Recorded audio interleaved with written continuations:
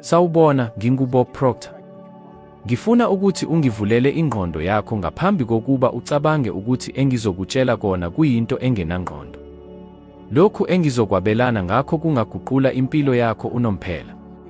Uyawukhumbula lowo mbono wakudala othi ukuze uphumelele kudingeka usebenze kanzima kakhulu. Manje ngizokutshela iqiniso, lokho akulona iqiniso. Usuke wakubona ukuthi abantu abasebenza kakhulu bahlala bengabatholi imali eningi. Kuyamangalisa, akunjalo? Kodwa hlala nami uzobona ukuthi ngifuna ukufika kuphi. Cabanga kancane ngalokho. Umbono wokuthi impumelelo idinga umsebenzi onzima usugxilile ezinhliziyweni nasezingqondweni zethu kangangokuthi abantu abaningi abawubuzi nokubuza. Mina, uBob Proctor, ngibone lokhu empilweni yami iminyaka eminingi. Ngizokutshela iqiniso, abantu abaningi abakholelwa kulombono abatholi impumelelo abayifisayo. Sewake wabona labo abasebenza usuku lonke, usuku nosuku, bengaphumuli, kodwa basahlala bephila impilo yokulwela ukukhokha izikweletu. Ngibazi abantu abaningi abanjalo. Basebenza nsuku zonke, benza konke abangakwenza, kodwa uma kufika ukuphela kwenyanga, basazabalaza ukukhokha imali yokuhlala, behamba izimoto ezindala, futhi abanalo ithemba eliqinile ngekusasa labo. Kungani lokhu kwenzeka? Impendulo itholakala kulowo mbono ongafanele wokuthi impumelelo itholakala kuphela ngomsebenzi onzima.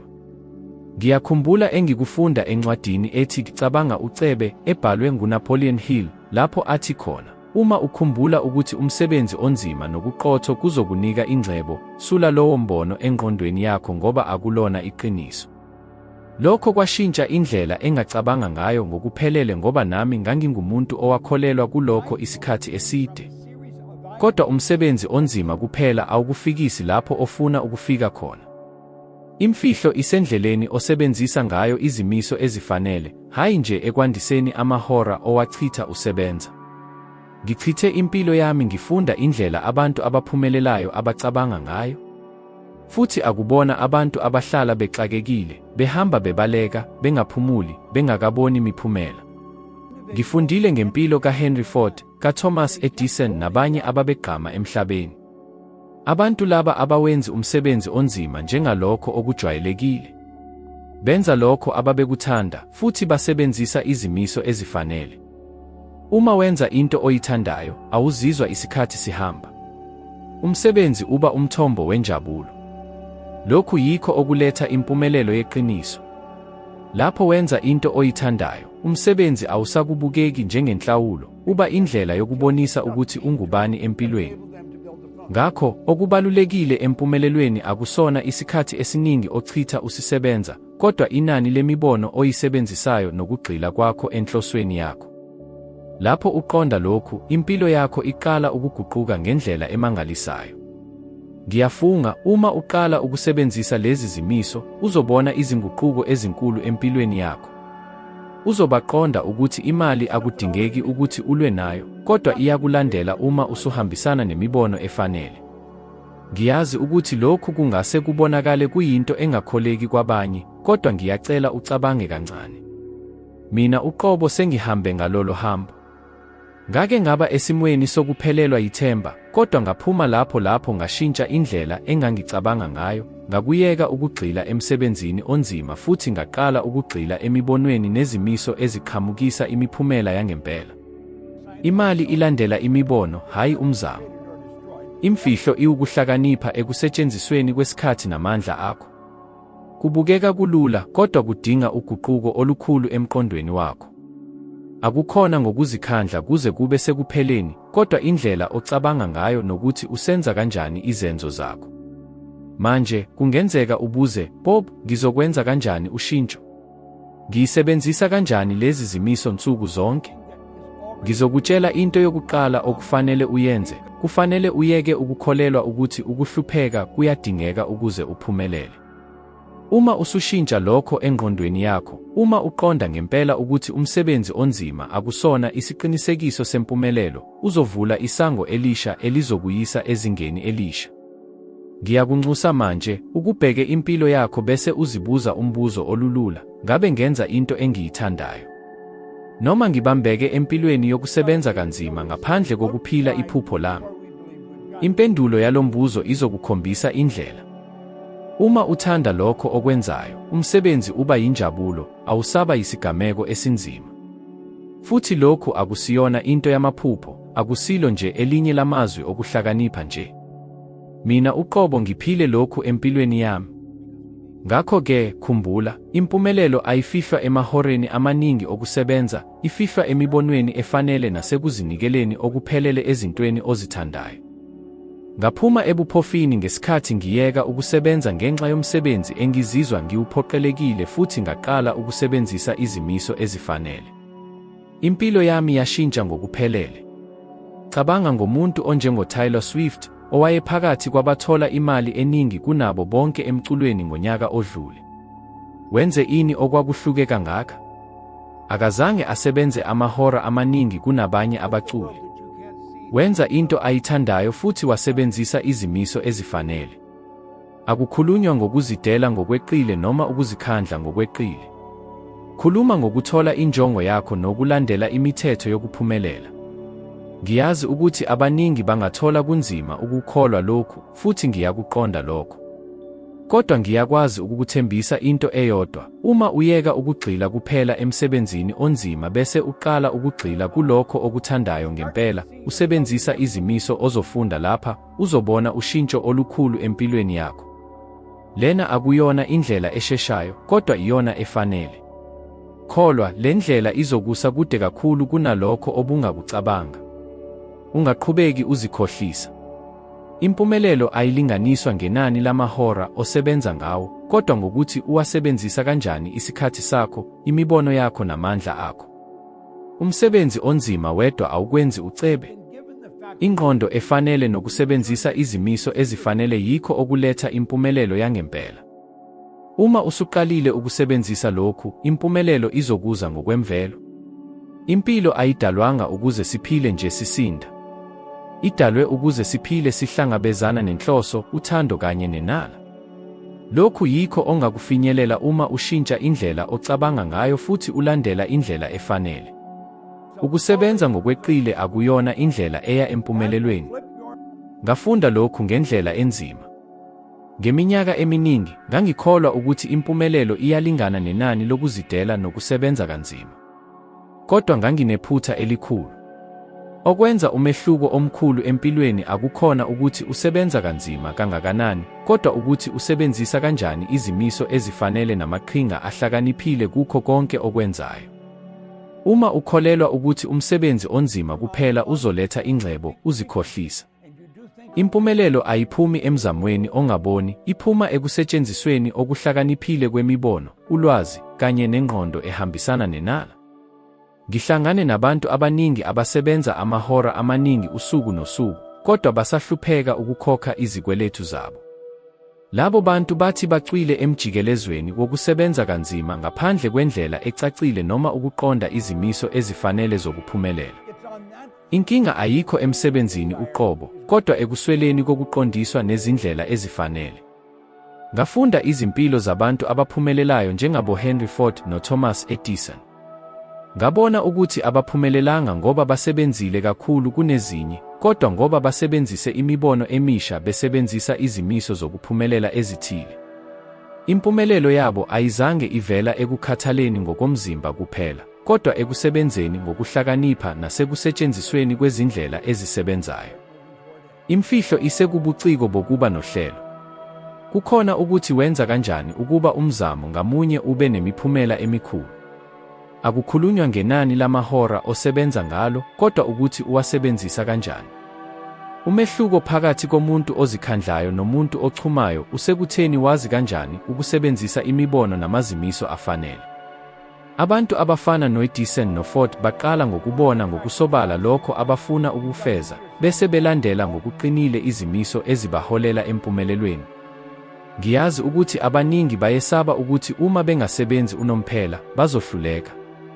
Kodwa lowo wesaba ususelwa ekukholweni okungelona iqiniso lokuthi impumelelo ixhomeke enanini lomsebenzi. Nami ngake ngakholwa yaleyo manga. Kodwa ngabona ukuthi ungasebenza amahora amaningi kunabo bonke, kodwa ungakufinyeleli okufisayo. Umsebenzi onzima kuphela awanele ngaphandle kwecebo elifanele. Cabanga kancane, wake wahlola ukuthi usebenzisa kanjani isikhathi sakho? Ingabe utshala amandla akho ngobuhlakani noma udla isikhathi nje ukwenza izinto ngaphandle kwenhloso? Uma ungenayo icebo elicacile noma ungazi ukuthi yiziphi izimiso okufanele uzisebenzise, sekuyisikhathi sokushintsha lokho. Ukusebenza ngobuhlakani akusho ukuthi usebenza kancane, kusho ukuthi usebenza ngokugxila nangokuphumelela okukhulu. Lena indlela yangempela eya empumelelweni. Akukhulunywa ngokuthi usebenza kangakanani, kodwa ukuthi usebenzisa kanjani isikhathi sakho ukufaka imibono esebenzayo empilweni yakho. Ingabe usukulungele ukuqalisa ukusebenza ngobuhlakani futhi uyeke ukuchitha amandla akho sengathi uyazikhandla? Ingabe usukulungele ukufunda nokusebenzisa izimiso ezifanele ezizoguqula impilo yakho ngokuphelele? Uma uqala ukusebenzisa amasu afanele, imiphumela iqala ukuvela ngendlela yemvelo. Imali nempumelelo kuqala ukugeleza kuwe uma wenza ngokusekelwe ezimisweni ezifanele. Ukhiye usekutheni uyeke ukusebenza kanzima ngaphandle kwenjongo, uqale ukusebenza ngokuhlakanipha nangokucacile. Ngingakuthembisa ukuthi uma ugxila ekufundeni nasekusebenziseni kahle izimiso zempumelelo, uzobona impilo yakho ishintsha ngendlela ongakaze uyicabange. Akukhona ukusebenza ngokweqile komzimba okuletha impumelelo, kodwa ukusebenzisa imibono ngendlela eyamasu. Uma usuqonda lokhu, impumelelo iza ngokwemvelo. Ukhiye wokuguqula ngokuphelele impilo yakho ukwenze into oyithandayo ngenhliziyo yakho yonke. Ngiyakucela ungikholwe, ngikhuluma kulokhu okuvela kokuhlangenwe nakho kwami. Uma uzinikela kulokho okuthandayo, umsebenzi awusayizwa njengomthwalo. Empeleni, awuzwa nesikhathi sidlula ngoba usuke ungene kakhulu kulokho okwenzayo. Imfihlo yempumelelo ayikule ekusebenzeni kanzima, kodwa ikuwo ukwenza into oyithandayo ngokuzimisela nangomgomo ocacile. Uma uqala ukwenza kanjalo, iminyango yempumelelo ivuleka ngendlela ongakaze uyicabange. Lokhu kungase kubonakale kulula noma kube sengathi kuyisisho esijwayelekile, kodwa ake ngikutshele, lokhu engikukhulumayo ngikuzwile ngokwami. Iminyaka eminingi ngichithe iminyaka ngenza imisebenzi engangiyithandi. Ngilandele lokho abantu abaseduze kwami ababekusho ukuthi kufanele ngikwenze. Inkinga ukuthi uma usebenza entweni ongayithandi, amandla akho ayasakazeka. Ukhathele ngokomzimba, ukhathazeka ngokwengqondo, futhi uyaphela ngokomzwelo. Impilo iba yinsizi. Futhi, mngane wami, akunjalo ukuthi impilo kufanele ibe njalo. Ngihambile ngaleyo ndlela, futhi ngiyazi ukuthi nawe kungenzeka ukuthi uke wazizwa kanjalo kwesinye isikhathi. Lapho ekugcineni ngabona ukuthi ngisebenza entweni engingayithandi, ngaqala ukuguqula konke. Ngaqala ukusebenzisa izimiso engizabelana ngazo nawe namuhla, ngaqala ukuzinikela entweni engangiyithanda ngenhliziyo yami yonke. Kwakungekho lula, kodwa indlela yayicacile. Imfihlo kwakukuthola into eyayivusa uthando lwami lwangempela, futhi ngagxila kuyo ngokuphelele. Impilo yami yashintsha ngendlela emangalisayo. Akuzange kwandile kuphela ukukhiqiza kwami, kodwa nezinga lempilo yami lenyuka kakhulu. Ngaba nomcabango omusha, ngaba namandla, futhi imiphumela emihle yaqala ukuvela ngokwemvelo. Impumelelo yafika, hayi ngoba ngangisebenza amahora amaningi, kodwa ngoba ngangenza lokho engangikuthanda kakhulu. Lena yiyo leyo mfihlo abantu abakhulu abafana noHenry Ford noThomas Edison abayazi. Abaphumeleli ngenxa yokusebenza kanzima ngokomzimba, kodwa ngoba baphila uthando lwabo futhi basebenzisa imibono yabo ngendlela eyamasu. Lokhu kwenza umehluko omkhulu. Babenza into eyayivusa imiphefumulo yabo, futhi lokhu kwashintsha konke. Uma uthanda into oyenzayo, umsebenzi awusabi umsebenzi, uba yingxenye yemvelo yakho. Futhi lokho kuyamangalisa kakhulu. Manje, ngicela ukuthi ucabange, yini evusa uthando lwakho ekuseni ikwenze uvuke ugcwele injabulo? Yiliphi iqiniso ozolenza noma ungakhokhelwa ngoba nje uyalithanda? Le yinto okufanele uyilandele. Awusadingi ukukholelwa ukuthi impumelelo iza kuphela ngokuhlupheka nokusebenza kanzima. Ukhiye ukwenza into enenza inhliziyo yakho ishaye ngokushesha. Uma uthola leyo nto, impumelelo iza ngemvelo.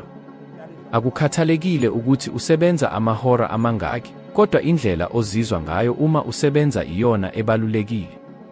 Beka isibonelo sika-Taylor Swift, omunye wabaculi abahola kakhulu emhlabeni, ongenisa cishe amadili ayizigidi eziyishumi zamalandi aseNingizimu Afrika ngonyaka. Akazange afinyelele empumelelweni yakhe ngoba esebenza isikhathi eside kunabo bonke, kodwa ngoba walandela uthando lwakhe ngomculo ngenhliziyo yakhe yonke. Ngokugxila kulokho ayekuthanda, iminyango yamathuba yavuleka ngokwemvelo. Lokhu akuzange kwenzeke ngenxa yokuzidela okubuhlungu, kodwa ngenxa yothando lwangempela kulokho ayekwenza. Manje, ake ucabange, nini okokugcina wenza into ngoba nje ujabule, ungacabangi ngemali noma ngomzamo? Kungenzeka ukuthi usuduke kudala kulokho okwathandayo, kodwa manje sekuyisikhathi sokubuyela kukho. Futhi okuhle kakhulu ukuthi uma uthola lokho okuhlangabezana nothando lwakho lwangempela, inhlanhla namathuba kuzoqala ukugeleza empilweni yakho ngendlela ongakaze uyicabange. Ake ngikutshele kancane ngethuba lami. Ngaphambi kokuthi ngiqale ukusebenzisa lo mqondo, ngangiyisikhathi sonke nginganelisekile ngekusasa lami. Ngasebenza emsebenzini ongazange ulethe intshisekelo enhliziyweni yami, futhi imiphumela yami yayikhombisa lokhu ngokusobala. Kodwa konke kwashintsha ngesikhathi nginquma ukulandela lokho engangikuthanda ngempela. Kusukela kuleso sikhathi, akuzange kukhule kuphela ukusebenza kwami, kodwa kwanda nenjabulo yami kanye nokwaneliseka kwangaphakathi. Futhi okubaluleke kakhulu, impumelelo yezimali yaqala ukugeleza ngokwemvelo, ngoba ngangisenza into engiyithandayo ngenhliziyo yonke. Uguquko lwangempela aluzange lube ngenxa yehora engangilichitha ngisebenza, kodwa lwalusukela ekuguqukeni kwendlela engangingacabanga ngayo nasekuxhumekeni nalokho okwakungivusa ngokujulile. Ngiyazi ukuthi kungenzeka ucabange manje, kodwa Bob, kumele ngikhokhe izikweletu futhi nginakekele umndeni wami. Ngiyakuqonda lokho kahle futhi ngiyazi ukuthi umthwalo wemfanelo ungaba mzima kangakanani. Kodwa nansi imfihlo, uma uqala ukusebenzisa lezi principles, uma uthola into oyithandayo futhi uqala ukuhambela lapho, impilo yakho izoqala ukuguquka. Kungase kuthathe isikhathi, kodwa isinyathelo sokuqala ukuvumela wena uqobo ukuba wenze into oyithandayo. Futhi uma ukwenzela ngenhliziyo evulekile nenhloso eqondile, uzothola izindlela zokudala ezizokwenza uthole ukuzimela kwezezimali ngalokho okuthandayo. Ekugcineni, ngifuna ukukushiya nombuzo obalulekile, ingabe wenza into oyithandayo empilweni yakho? Uma impendulo inguye, kumangalisa. Qhubeka kulowo mzila. Kodwa uma impendulo ingucha, qala uzibuze, yini engingayenza engangigcwalisa ngenjabulo yangempela?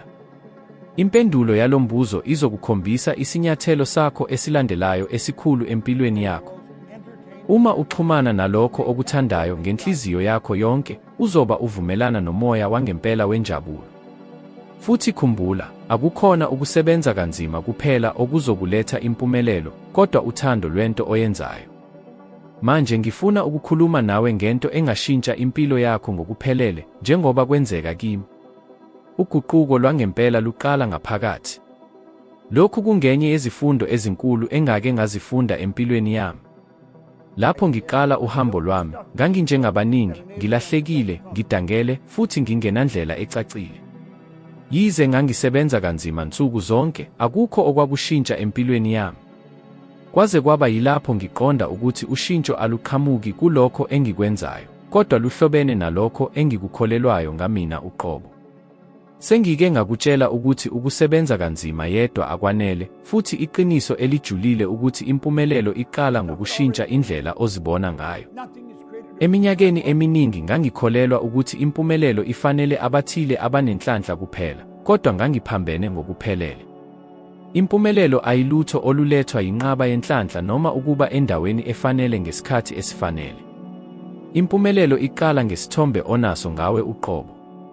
Uma uqala ukuzibona njengomuntu onamandla okufeza noma yini ayifisayo, amathuba aqala ukuvela ngokwemvelo ngoba usudonsa izinto ezihambisana nombono wakho omusha.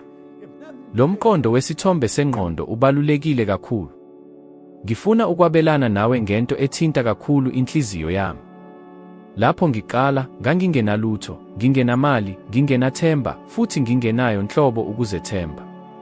Njengabaningi, ngangibuka impilo yami ngicabanga ukuthi anginawo amandla okushintsha lutho.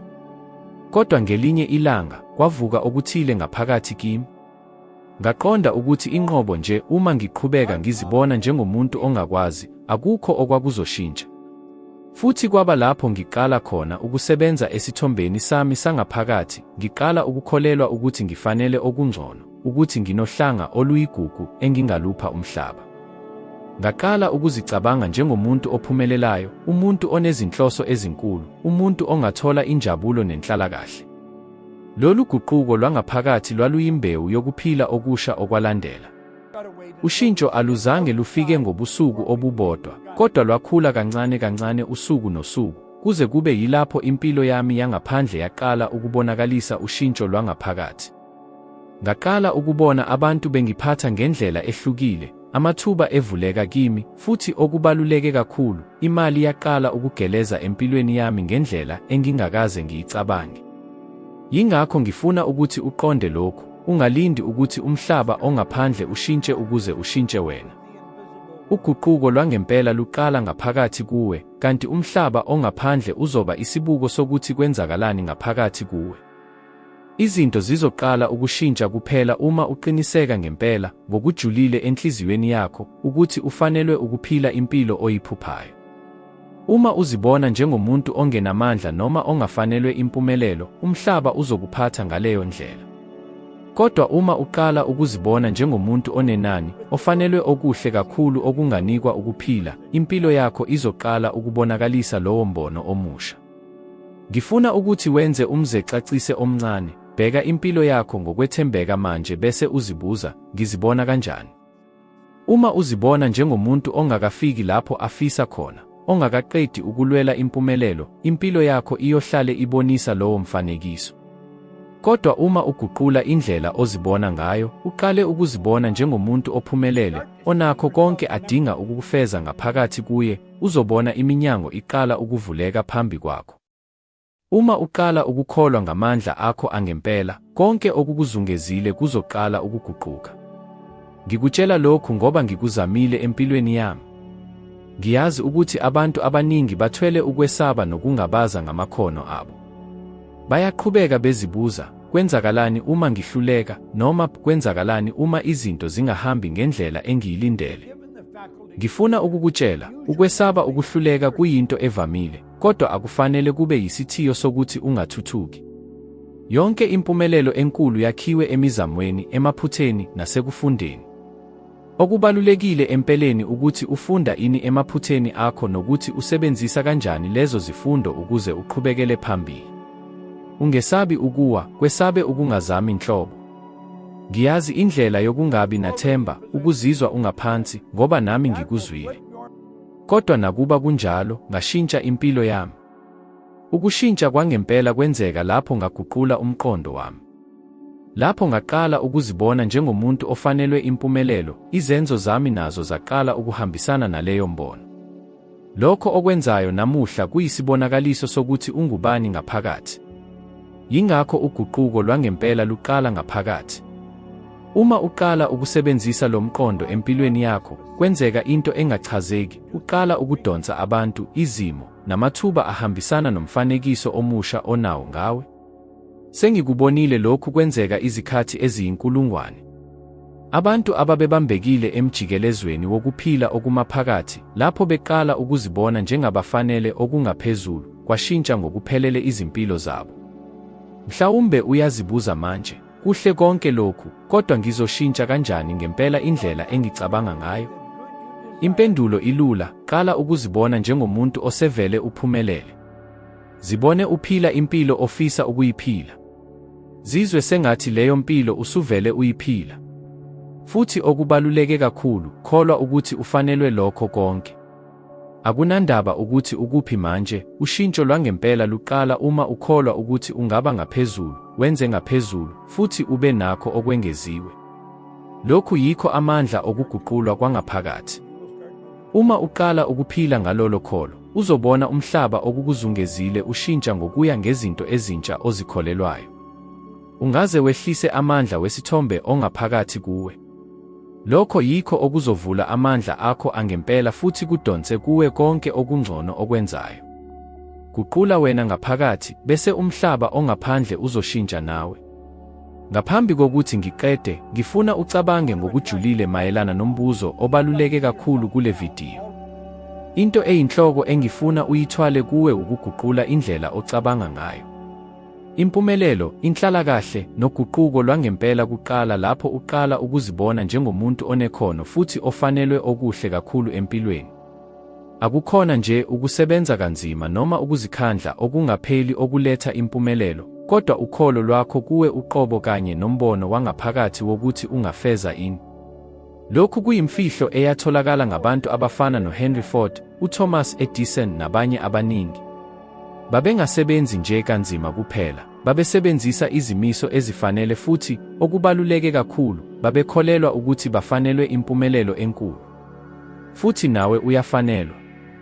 Uma lamazwi ekuthintile enhliziyweni yakho, ungami lapha. Kwividiyo elandelayo, sizonyuka esinye isinyathelo ohambweni lwakho lokuhlakanipha, ukuze ube ngcono ngamaphesenti eyodwa kunalokho onakho namuhla. Uzofunda okuningi, ukhule kakhulu, futhi okubaluleke kakhulu, uzosebenzisa ulwazi lwakho ukuguqula impilo yakho ngokujulile. Ngiyabonga ngenhliziyo yami yonke ngokuba lapha, ngokuzimisela kwakho ukuguquka, nangokufuna kwakho ukuba inguqulo engcono kakhulu yakho. Ngilindele ukukubona kwividiyo elandelayo, lapho sizophinde siqhubeke ndawonye kulolu hambo oluhle. Kuze kube khona, hlala uphephile futhi uqhubeke ukhula.